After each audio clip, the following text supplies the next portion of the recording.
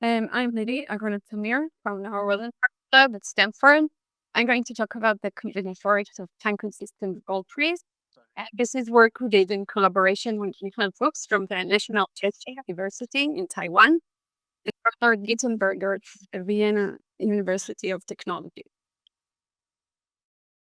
So we know that for a long time, rooted biology have been used to describe evolutionary processes.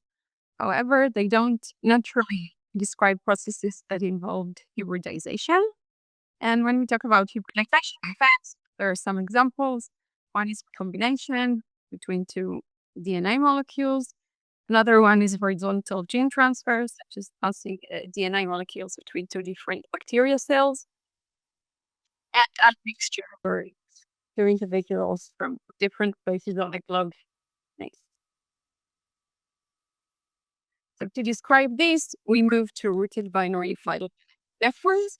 And quite recently, there's been certainly a number of mathematical papers about these types of networks. And because there have been so many of them in the past few years, then there's some variation in definitions. So the definitions I'm going to follow here throughout the entire talk with those of Kong et al. 2022 from the Journal of Mathematical Biology. So first, I'll give a definition of the rooted binary phylogenetic network. And first, the general one, I'll just call it for short phylogenetic network, and it will be written as PM.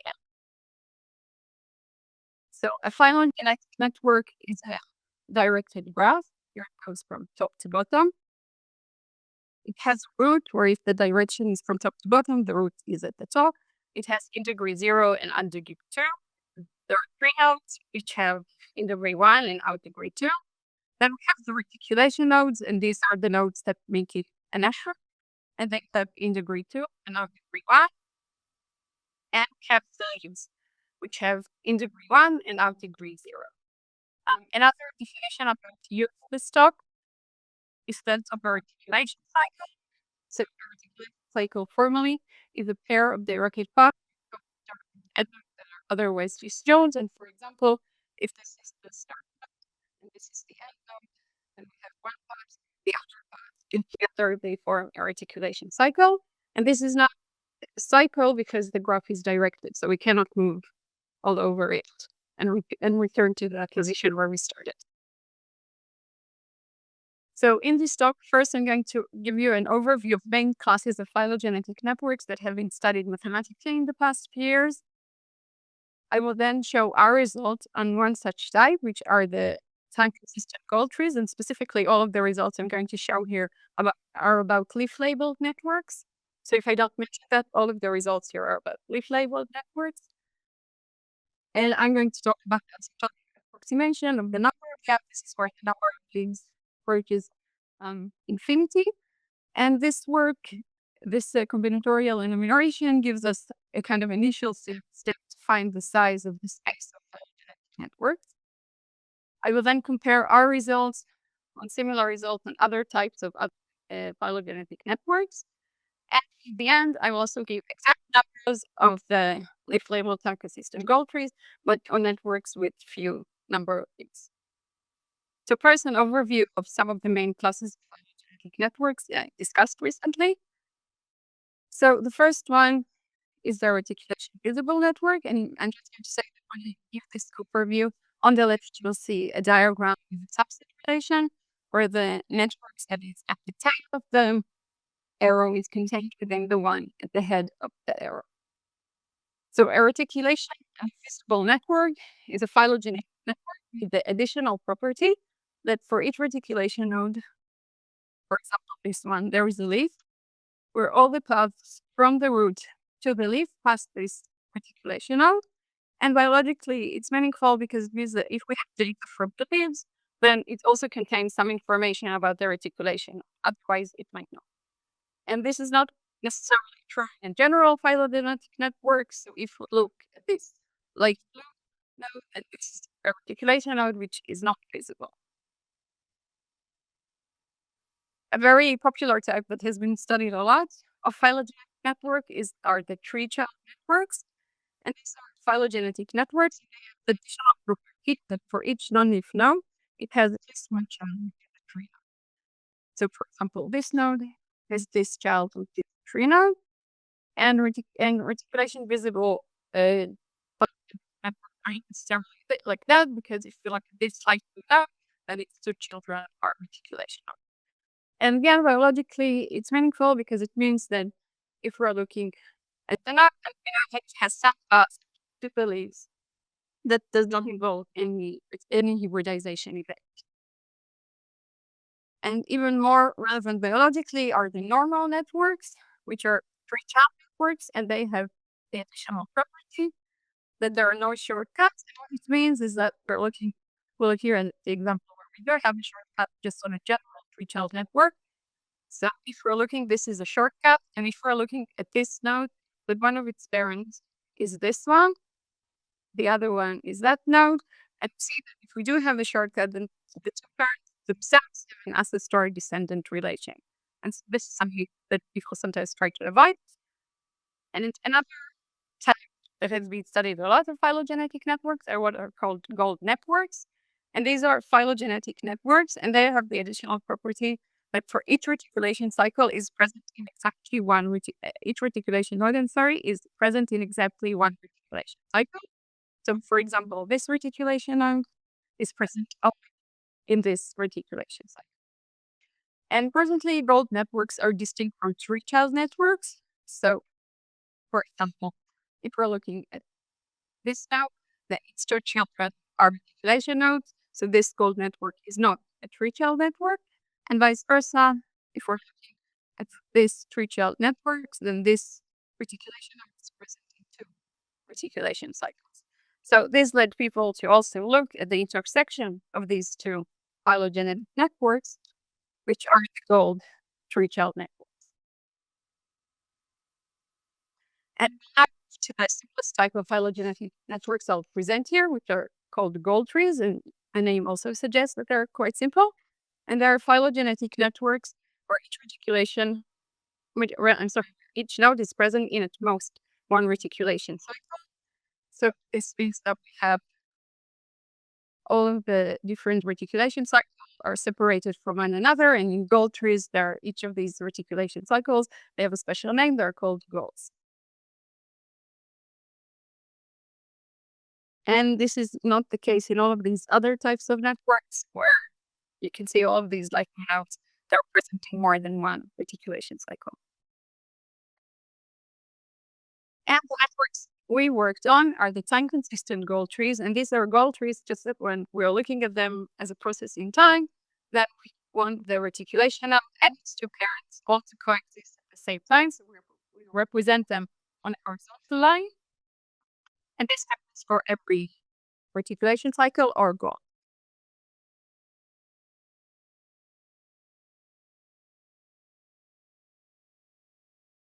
Okay, so these are all of the phylogenetic networks I've introduced here. And just previous results in the past few years have shown quite remarkably that all of these highlighted networks have the same asymptotic approximation. That is the number of all of these labeled phylogenetic networks with n leaves and k reticulation node as the number of leaves goes to infinity. All have the same approximation, which is this expression. So the work I'll present here is our work of the type of analysis on the time-consistent gold trees, where I will also do scientists for completion on general gold trees. So this is the work I'm going to present now. So to find, again, we're looking for the number of these leaf-labeled time-consistent gold trees with n leaves and g golds. As the number of leaves goes to infinity, we denote them here by e and g.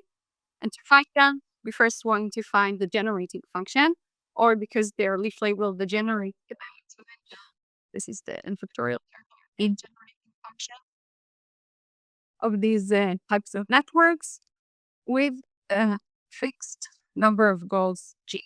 Now, because these generating functions for these time-consistent gold trees with exactly goals are dependent on the generating function of these types of networks with fewer goals, then it's a bit complicated to find them. For that, we try to and the generating function, that is a generating function that where we have variables to count both the leaves, and here is the variable counting the number of goals. And how do we get from the bivariate generating function to the univariate generating function? So we take the derivative of the bivariate generating function with respect to the variable counting the goals, u here, g times. We get this expression, and then when we substitute u with 0, we get a constant time the bivariate generating function we're interested in. So the workflow here is first to derive the bivariate generating function, and we did that using the symbolic method. We then derive by taking the derivative and again, and the univariate generating function, and at the end, to actually get the approximation for these E and Gs, the number we're actually interested in, we use the analytic combinatorics theory. So first, we derive the bivariate generating function, again, using the symbolic method. And the symbolic method is that we, for each combinatorial class, we're finding the different basic forms it can take. For each, we have kind of a symbol, combinatorial symbol for that, which then translates to a generating function. So time-consistent, leaf-label, time-consistent goal trees can be just a leaf.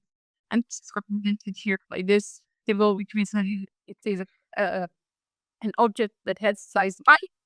It can also be a root with two main subtrees, which are themselves leaf-label time-consistent goal trees. This is what we see, are two of these goal trees. And the most complicated form is where we have what we call a root goal, a goal that involves the root. And then we have the articulation node, which is also descendant leaf-label time-consistent goal trees. And because of the time consistency condition, then we know that on each side of the articulation node, we must have a fixed one node apart from the root, but we can have them up to any number of nodes. And for all of these are also descendant leaf-label time-consistent goal trees. And this translates to these symbols where mu represents the root goal. This is the leaf-label time-consistent goal tree from the articulation node. And then we have a set of two non-empty sequences of these are the two leaf-label time-consistent goal trees. So now that we have the symbols, then we just easily translate to the generating function, and this is the expression that we get. So then to find the univariate generating function, as we said, we take the derivative of the bivariate one with respect to the variable counting the goals, g times, and then substitute it with 0. And after doing some calculations, we get this expression for the univariate generating function. And we can also have an approximation for that. And using induction and work I did on the unlabeled time-consistent goal trees, we get this approximation for the number of these networks. And where C2G minus 1 is the 2G minus 1 Catalan number. So just to remind you of the first Catalan numbers, just the ones we have in our expression are the odd indexed ones. So using this identity for the Catalan number, we get this approximation. We get this identity for the 2G minus 1 Catalan number, and finally we get this approximation for a generating function. So the last thing we need to do is from this approximation for the generating function, we want to find these coefficients, specifically the denominator here. So to do that, we use what is called a transfer theorem. And specifically the transfer theorem we use is that if we have a function, which is a R series, which is approximated by this type of expression, then the coefficients are approximated by this expression. So how we write our generating function in this form. So our generating function is a constant and it has this form of alpha equals 2G minus 1/2 and beta equals 1/2. And then just use this identity for the gap function. We have this approximation for labeled and time-consistent goal trees with n leaves and g clods. And we have the n factorial because we found the coefficients, which also have the n factorial in them.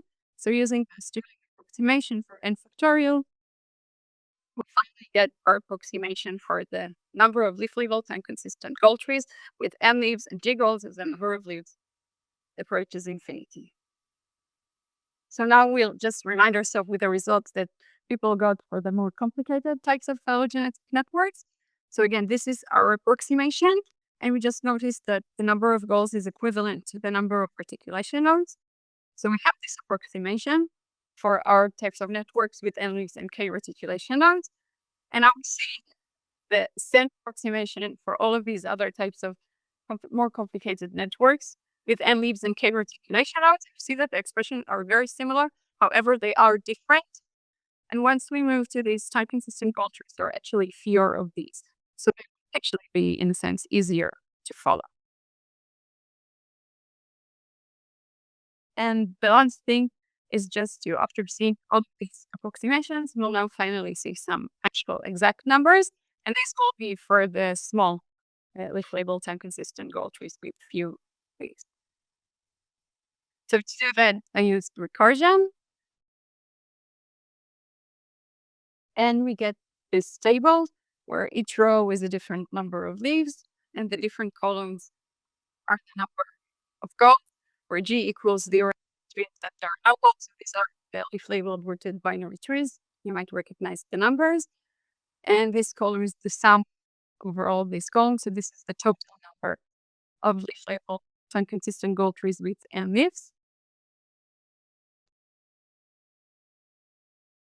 And so to summarize, we derive the generating function of leaf labeled and consistent goal trees with G goals.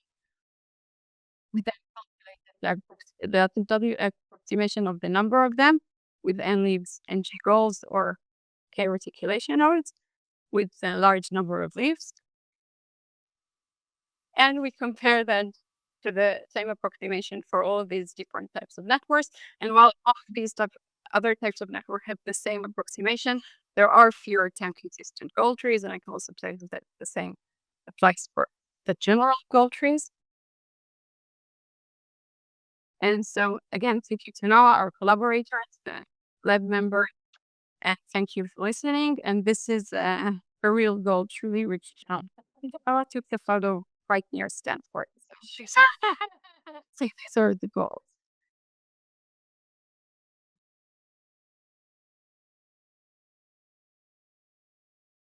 We have time for questions, but the next person should also come and set up, please.